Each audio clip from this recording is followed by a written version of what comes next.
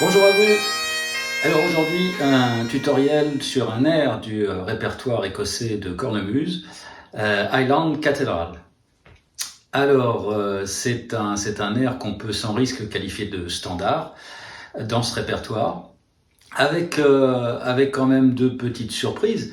D'une part, c'est un air qui est assez récent, hein, puisqu'il a été composé en 1982, fin XXe siècle. D'autre part, c'est que cet air n'a pas du tout une origine écossaise, puisque ce sont deux compositeurs allemands qui en sont les auteurs. Alors tout ceci ne l'a pas empêché de devenir effectivement une sorte de tube dans ce répertoire, et il est effectivement joué dans diverses circonstances, en particulier les mariages. Alors quant à la localisation de cette cathédrale, eh bien là c'est un peu le mystère. Les deux auteurs de la musique se sont apparemment inspirés de l'histoire du roi James Ier, qui aurait réuni donc dans cette église les chefs de clan écossais pour tenter en fait de mettre un terme à leur querelle. Pour l'anecdote, il existe effectivement une église surnommée Highland Cathedral en Écosse, à Glasgow, mais cette église n'a pas pu servir de cadre à cette réunion de chefs de clan, puisque elle est de création très récente. Elle date du début XXe siècle, elle a été ouverte en 1904. On ne sait pas non plus d'ailleurs si cette Highland Cathedral de Glasgow a inspiré également, au moins au niveau du titre de la chanson, a inspiré nos deux compositeurs allemands. Alors, la partition de cornemuse. Comme d'habitude, vous savez que vous pouvez la télécharger effectivement sur la page de mon site. Donc en fait, il y a deux phrases dans cet air, deux phrases qui sont relativement différentes dans leur émotion, on va dire, mais qui se combinent en fait très bien. J'ai choisi, comme ça se pratique d'habitude, de terminer l'air par un retour justement sur la première phrase, mais il est évident que dans le montage de ces phrases, on peut envisager des fins alternatives, on y reviendra. Côté difficulté, on peut dire que c'est un air qui peut se classer dans les airs de difficulté moyenne, moyenne basse on va dire, aidé en cela par le tempo de jeu qui est assez lent. Vous avez essentiellement beaucoup de doubling, quelques grippes, en fait 2 grippes dans la deuxième phrase, et également un burl en écho. Et vous avez également quelques slurs en général pour terminer les phrases. D'habitude, attendez effectivement d'être à l'aise sur ces ornements pour vous attaquer au morceau, à ce morceau en particulier. Ce qui sera essentiel dans cet air, c'est effectivement le respect du rythme, comme dans les autres airs d'ailleurs, mais là en particulier. Donc veillez bien à ce que chaque grace note, chaque détaché soit bien placé précisément sur le temps. Il en va de même pour tous les doublés dont je parlais tout à l'heure, et également sur les slurs.